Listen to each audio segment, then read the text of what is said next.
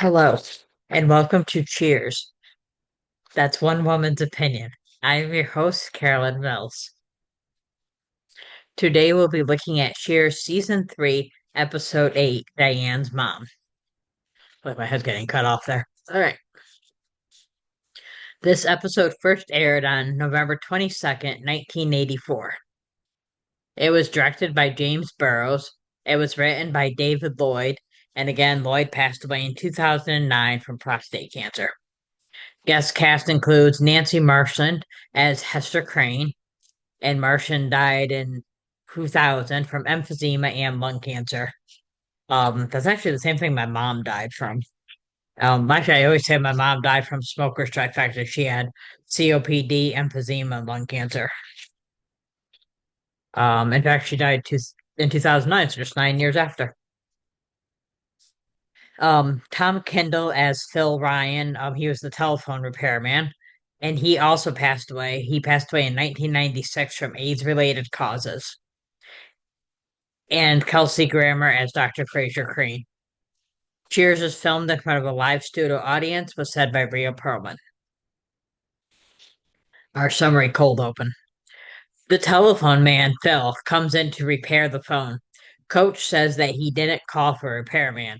Carla says that she thinks Sam called. Coach tries to call Sam to check, but the phone is not working. He asks Phil to look at it since he's there. After Phil goes to work, Coach tells Carla it's lucky that Phil stopped by. Carla tells him sometimes fate takes a hand, Coach, where everybody knows your name plays. Yeah, just my laptop. Diane comes in and says they are probably surprised to see her on her night off. Sam asks her why she's there, and she says she's going to have dinner at Melville's with Fraser and his mother.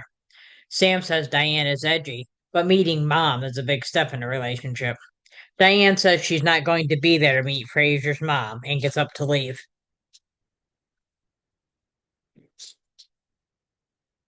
Carla accuses her of being a chicken. Diane says she's not a chicken, they are 12 seconds late. Sam has her sit at the bar and Coach pours her some wine and gives her advice. Norm comes in. He tells Coach not to make a big deal over him. Coach eventually realizes that it's Norm's birthday, and he announces it to the bar. Cliff buys Norm a drink.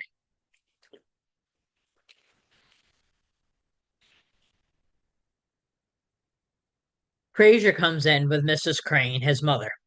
He introduces her to Diane. Fraser takes his mother's coat.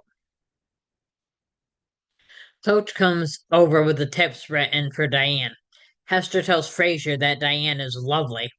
Diane says in anxiety-provoking situations, people give over-exaggerated compliments. She then tells Hester that she is the most strikingly handsome woman she has ever met.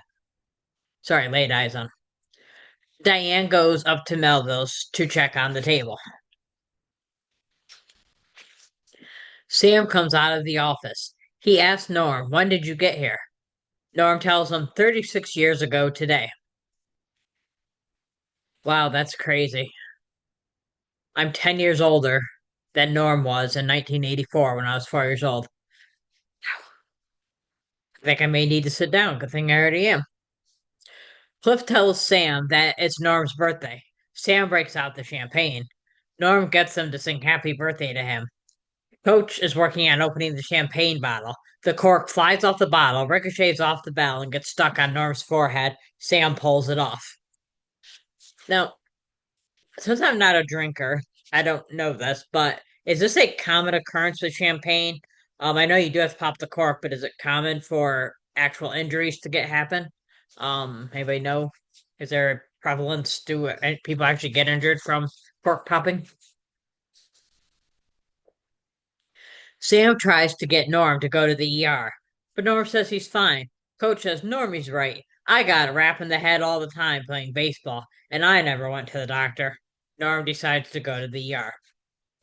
Later that night, Norm calls the bar and tells Coach that the tests are normal, but they are keeping him overnight for observation. Diane, Fraser, and Hester come down from Melville's after dinner. Diane is going on and on as she usually does. Diane and Hester sit at the table while Fraser orders drinks. Hester tells Diane, "Stop seeing my son, or as God is my witness, I'll kill you." She adds, "I have a gun. I know how to use it." I love the way she does this line, the "I have a gun, I know how to use it." She's so, I mean, she's got the motherly, um, what's that word? Distinguished, not distinguished. Like she commands respect, because she is that motherly figure type thing. And yet she's got this mob mentality where I'm going to just kill you if you don't stop seeing my son.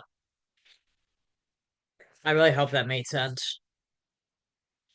I remember in season one when Coach says sometimes he knows the right thing to say, but it comes out sounding wrong, and Carla says that doesn't make any sense, and Coach says you should have heard it before I said it.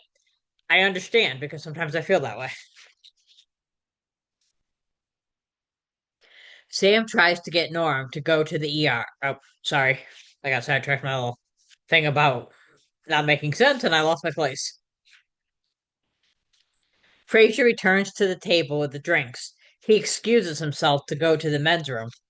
Diane wants to go with him, but Frazier says some things a man must do alone. Diane responds, "If you love me, you won't do this now."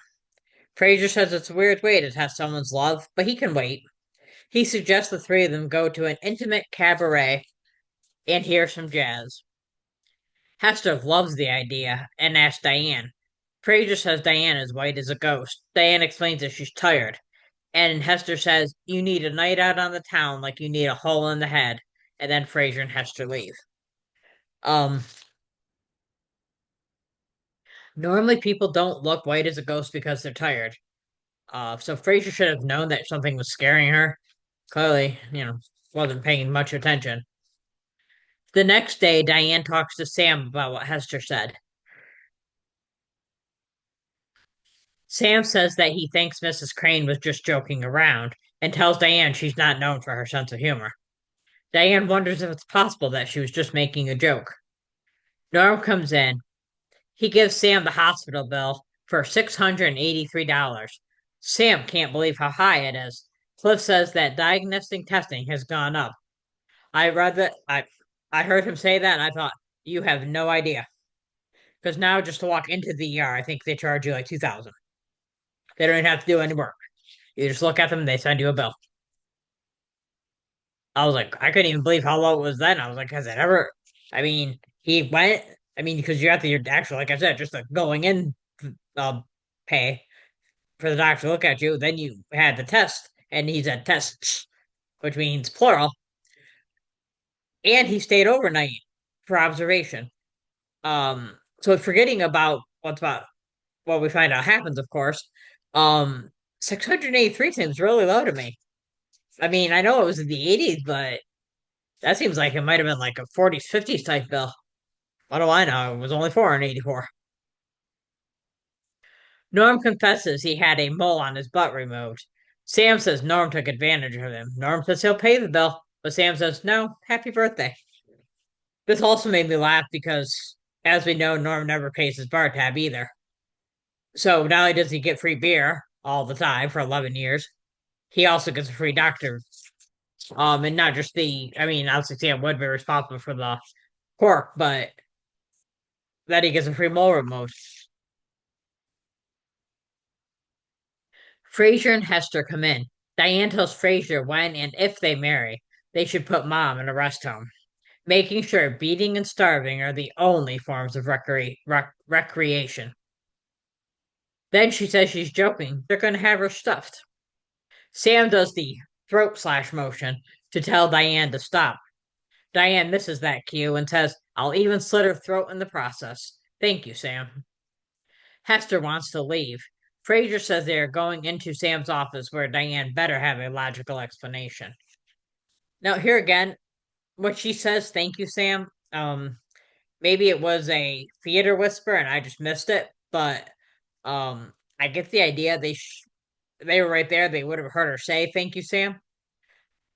They should have kind of caught on that something was going on. Diane explained she was joking with Hester the way Hester joked with her. She then adds, "And if you weren't joking, Then you threatened my life. Hester denies it. Fraser has to decide who he believes. He asks his mother why she threatened Diane. Mrs. Crane cries and said she had a good reason. She explained she wanted to keep Fraser from being in a bad marriage. She compared his love to Diane to his spider collection. Diane apologizes for making a bad first impression. This also makes me laugh because Diane thinks she's joking. She's not actually trying to be mean or not trying to threaten Hester. Hester literally threatened her, and then she apologizes to Hester for making her threat her, basically, because she said, I made a bad first impression. She explains that she's a dreamer. She says when and if she marries Fraser, Hester will be proud to have her in the Crane family. Hester and Diane hug. Fraser says he's taking them all out to lunch. They leave arm in arm in arm out the office door laughing. Hester stops at the bar. She offers to pay Sam to date Diane again. Sam tells her there isn't enough money. Hester says, I know what you mean. Sam says, I don't think you do. So I gave this episode 5 out of 5 beer nuts. I really liked Hester Crane in this one. It's funny because she is played by another actress, and it might be two actresses, I don't remember, but at least one different actress on the series Frasier. I don't remember who the actress is, but somebody else plays her. And she still got the same kind of personality, and she's still actually pretty funny. And I'm not sure which one I like better because I haven't seen the Frasier one in a while. I gave MVP to Shelley Long. She does a really good job trying to like the whole I'm not crazy, but maybe I am because maybe she wants to kill me, but maybe she doesn't. Shelley, she's good at this stuff. So she got MVP. I gave our best dressed, better go this way, to Fraser, to Fraser Crane. And in case it's better on this side, I'll move over there. I could duck, but not low enough. The Grand Slam line between Coach and Diane when he's giving her tips at the bar before she meets her Fraser's mom. Coach says, "Just remember, don't smack your gum, don't chew with your mouth open, and for God's sake, don't play with your bra straps." I'll try to remember, Coach. Trying's not good enough. I'll just have to write it down. Our on baseline is between, well, actually, it's Diane, and then James responds after Diane goes in the office. Diane's headed into the office and she says, Let's take stock here. I'm not crazy. Right, Diane? Right, you are. She goes in the office. A whole year of my life. Here's a little known fact. Based on information from the TV series Frasier, we know that Hester Crane died about 3 years after the events of this episode. And I have a bonus fact. Like Norm, George Wendt also turned 36 in 1984. It was probably on or around the time this episode was filmed. His 36th birthday was October 17th, 1984. If you like this episode, please like, comment, subscribe, follow, etc. You can join our Facebook group. Cheers, that's one woman's opinion. Oh, I gotta turn the back off. I always forget about that. I have to turn background off so that you guys can see what I'm doing. And that's the none button. Okay, there we go. So, I'm telling you, cheers. That's one woman's opinion.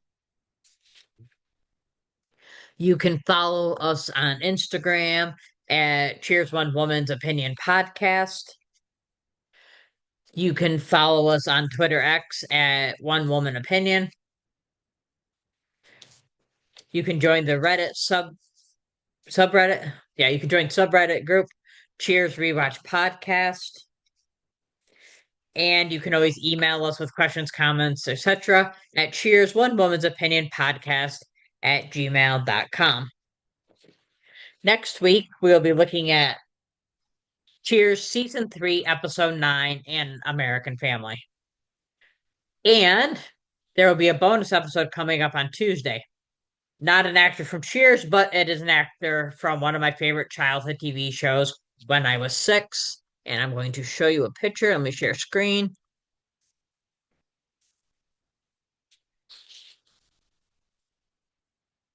So, as I was saying, this is a favorite TV show from when I was 6, and it is called Zoobly Zoo. And I will be interviewing the actor Gary Schwartz, who played Bravo Fox. And here he is in the picture. See, it's the whole cast. He's the Fox right here. No way I can do this. I forgot. He is the Fox right here, Bravo Fox. I will be interviewing him on Tuesday, and that's one woman's opinion. Thank you.